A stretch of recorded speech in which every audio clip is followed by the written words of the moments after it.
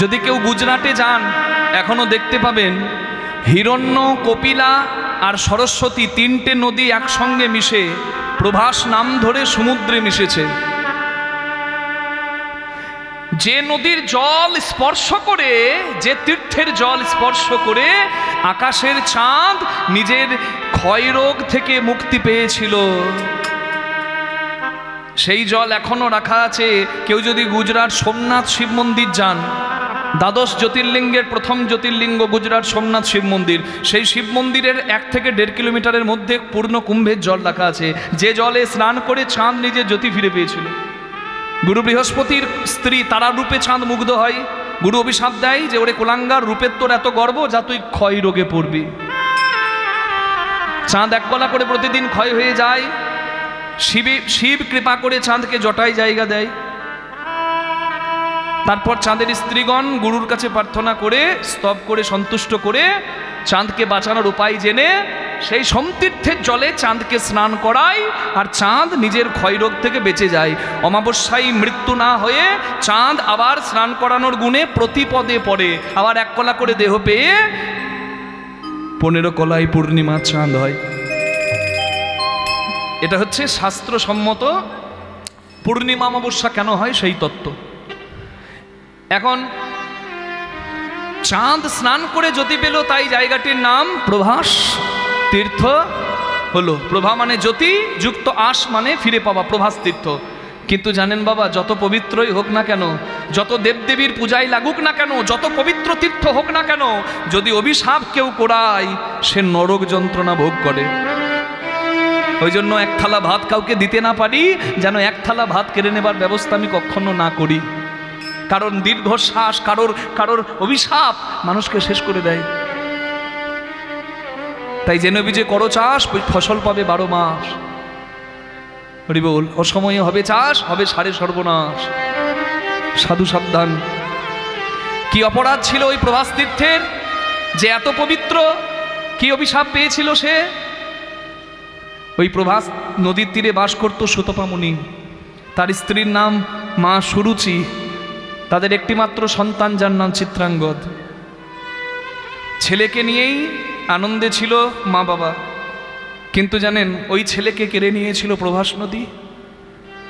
জন্মদিনের দিনেই ছেলে খেলতে গেল, খেলতে খেলতে তৃষ্ণার্ত হয়ে প্রভাস নদীতে জলপান করতে গেল, আর ওই পা পিছলে জন্মের মতো জলের তলে মুনির পুত্র তলিয়ে গেল। জন্মদিনটাই হলো ছেলের জীবনে কাল। জন্মদিনে মায়েরা কি করেন? ছেলের মঙ্গলের জন্য পায়েস বসান না, পরমান্ন। এখন যদিও কেক কাটাকাটি বেড়ে গেছে, আপনি কেক খাবেন, কোনো ক্ষতি নাই, কোনো ক্ষতি নাই, কেক খেতেই পারেন, কিন্তু মোমবাতি প্রদীপ জ্বলছে আর হ্যাপি বার্থডে টু ইউ বলে ছেলেকে প্রদীপ নেভানো করাবেন না, মোমবাতি নেভানো করাবেন না। কারণ আমাদের শাস্ত্রে, আপনি তো সনাতনী, নিজের ধর্মকে গর্ব করে বলুন আমি সনাতনী। প্রদীপ নিভিয়ে, মোমবাতি নিভিয়ে কোনোদিন মঙ্গল হয় না। তাই জেনে বুঝে সর্বনাশ ডেকে আনবেন না।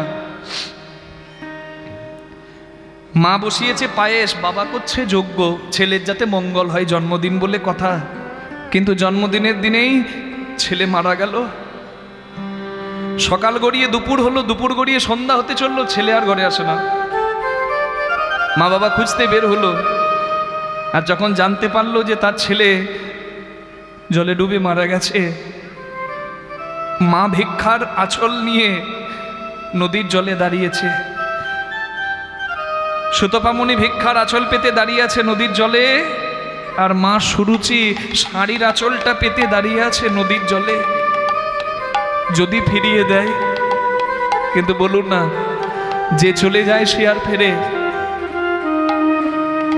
সন্তান শোকের থেকে পৃথিবীতে বড় শোক কিছু হতে পারে না।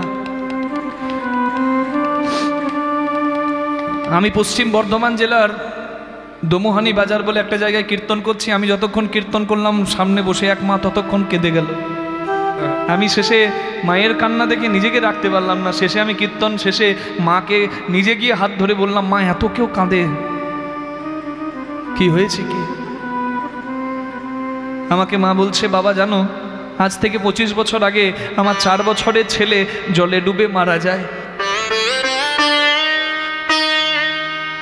আমি এখনো রাত্রে ঘুমাতে পারি না, আমার হাত পাগুলো কাঁপে। আমার মনে হয় আমাকে কেউ যেন ডাকছে, মা মা আমাকে বাঁচাও। আমার শরীর ঠান্ডা হয়ে যায়, অঙ্গ পুলকিত হয়, আমার বুকে জ্বালা হয়, আর আমি না চাইতেই আমার চোখ থেকে জল পড়ে। ওই দিনের কথা আমি ভুলতে পারি না বাবা, আমি রাতে ঘুমাতেও পারি না। আমার আসলে সাধ ছিল আমার ছেলে বড় হয়ে হরিনাম করবে। আমার ছেলেকে তো ঠাকুর কেড়ে নিয়েছে। আজ আমার ছেলে যদি বেঁচে থাকতো ঠিক তোমার মতোই হতো। তুমি দাঁড়িয়ে কীর্তন করছিলে, আর আমি কি দেখছিলাম জানো, যেন আমার খোকা দাঁড়িয়ে দাঁড়িয়ে কীর্তন করছে। সেই মায়ের চোখের জল মোছাবার ভাষা আমার ছিল না, তবে মাকে আমি হাত ধরে বলেছিলাম, মা গো, আমার অনুভব যখন আজকে তোমাকে মা বলেছে, তুমি গর্ভধারিণী না হলেও তুমিও আমার মা।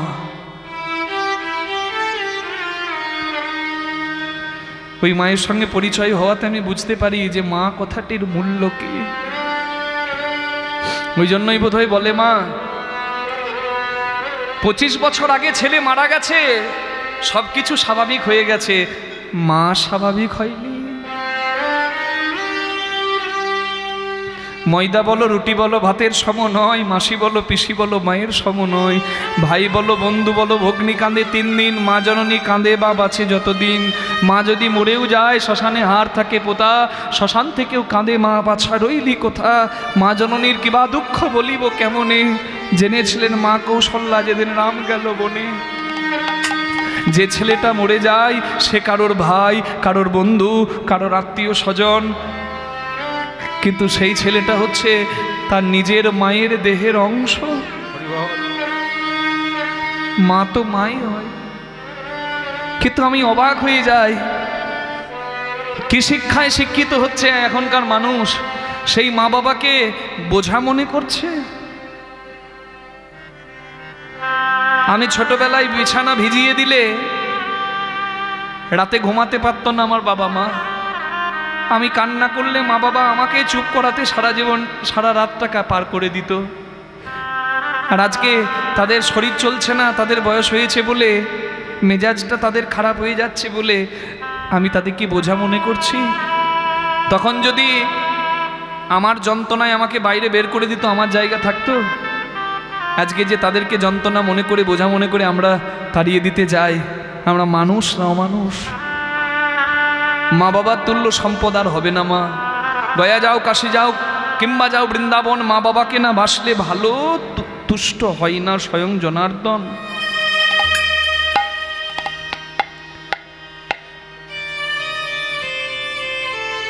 আঁচল পেতে দাঁড়িয়ে আছে মা, কিন্তু ফিরিয়ে দিতে পারল না প্রভাস নদী। তাই অভিশাপ দিল সুতপা মুনি, বিনা অপরাধে তুই আমার পুত্রকে কেড়ে নিলি, আজকে আমাকে সন্তান হারা করে যে আগুন বুকে দিলি, আমিও তোর জলে দিলাম। সেই ক্ষণে মুনি তারে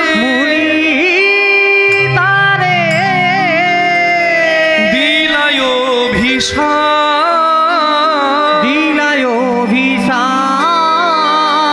পতিত হইয়া থাকিস হয়ে ধরাই বাস। এই ধরা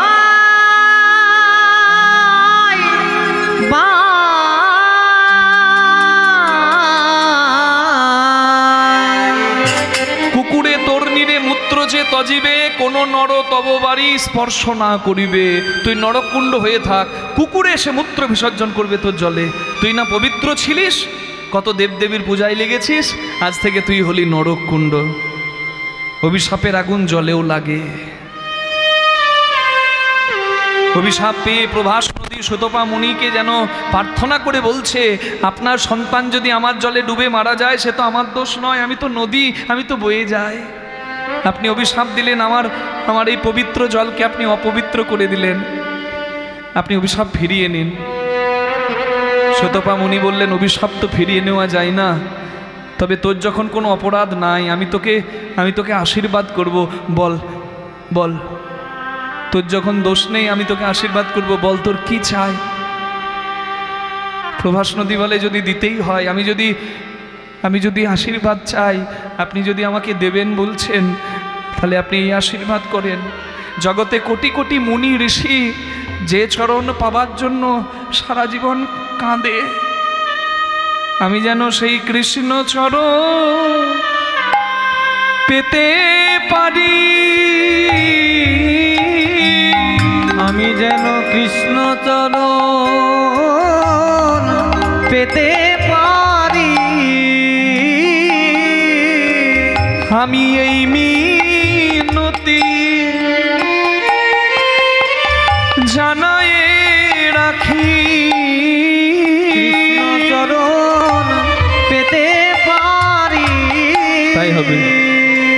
আশীর্বাদ করি, আশীর্বাদ করি, ভগবান শ্রীকৃষ্ণ তোকে উদ্ধার দিতে তোর তীরে আসবে, ভগবান করবেন তোকে উদ্ধার দিতে প্রভাস যজ্ঞ। সেই যজ্ঞের ভস্ম যখন জলে পড়বে, তোর জলে পড়বে, তুই ধন্য হবি, তোর এই পাপ ধুয়ে যাবে, আর ভক্ত ভগবানের যুগল দর্শন করে তুই ধন্য হবি। হরি বল। ভগবান বসে আছেন, ভগবান সোনার সিংহাসনে বসে আছেন, আর ওই প্রভাস নদী ভগবানকে প্রার্থনা করছেন, কৃপাময় তুমি যজ্ঞ করো আর আমাকে উদ্ধার করো। ভগবান মনে মনে চিন্তা করলেন, হ্যাঁ আমাকে যজ্ঞ করতেই হবে, যেখানে ভক্তকে আমি শ্রেষ্ঠ জায়গা দেব, প্রভাস নদী জ্বালা দূর করব, প্রভাস তীর্থকে ধন্য করব। এই ভগবান ভাবছেন মনে মনে, আর ঠিক এমন সময় মেঘ না চাইতেই জল। একজন এসে গেছে ভগবানের কাছে, সে কে বলুন তো? সে না এলে লীলা জমে না। তরকারিতে যেমন আলু আলু আলু ঝালে থাকে, ঝোলে থাকে, টকে থাকে, ছাঁচড়াতে থাকে, চচ্চড়িতে থাকে, পোস্ততে থাকে, রসায় থাকে, মানে থাম থাম থাম থাম রে বাবা, সব জায়গাতেই যে ঢুকে যায় বাবা, সে হচ্ছে আলু। হ্যাঁ হ্যাঁ, মা ঠিক ধরেছে, মানে সব ঘাটেই যে যায়, সব ঘাটেই যে জল খায়, সে হচ্ছে নারদ মুনি। হ্যাঁ হরি বল। সেই নারদ মুনি স্বর্গ মর্ত পাতাল সব জায়গা ঘুরে ভগবানের ভক্ত দর্শন করে ভগবানের দরজায় এসেছে। হরি বল হরি বল। বিধির নন্দনে আজি ভাবে মনে মনে, বিধির নন্দনে আজি ভাবে মনে মনে, কোথায় আছে শুদ্ধ ভক্তি পাইব কেমনে, কোথায় আছে শুদ্ধ ভক্তি পাইব কেমনে, কোথায় আছে শুদ্ধ ভক্তি পাইব কেমনে, মনে চিন্তি দেবী ঋষি ঢেকিতে চড়িয়া, মনে চিন্তি দেব ঋষি ঢেকিতে চড়িয়া, মনে চিন্তি দেব ঋষি ঢেকিতে চড়িয়া, স্বর্গ পথে যাই চলে হরষিত হইয়া, স্বর্গ পথে যাই চলে হরষিত হইয়া, আনন্দ আর ধরে না গো, আনন্দ আর ধরে না গো, দেবী ঋষি নারদের মনে হরিধ্বনি দেয় বদনে, ঋষি নারদের মনে হরিধ্বনি দেয় বদনে, দেব ঋষি নারদের মনে হরিধ্বনি দেয় বদনে, দেব ঋষি নারদের মনে, আনন্দ আর ধরে না গো, স্বর্গ পথে যাই উড়ে হরষিত হইয়া, নিজ দর্প খর্ব হলো নামে ব্রজধামে, ঢেকি বাহনেতে আসে দাস যদুনাথ ভনে, বাহনেতে আসে দাস যদুনাথ ভনে, হরিধ্বনি দেয় বদনে, হরিধ্বনি দেয় বদনে, রাধা নাম গাই বদনে, হরিধ্বনি দেয় বদনে, রাধা নামে গায় বদনে, হরি হরি হরি বল।